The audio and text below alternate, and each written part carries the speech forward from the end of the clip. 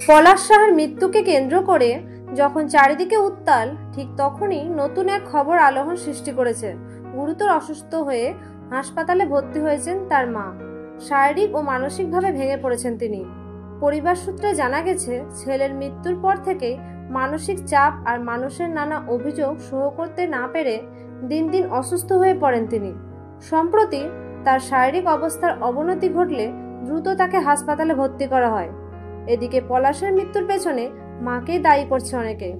একদিকে সামাজিক চাপ, অন্যদিকে ছেলের সংসার ভাঙনের জন্য তার ভূমিকা নিয়ে উঠছে নানা প্রশ্ন।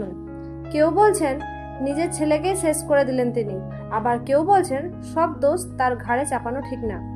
চিকিৎসকরা জানিয়েছেন তার উচ্চ রক্তচাপ ও স্ট্রেসজনিত জটিলতা দেখা দিয়েছে।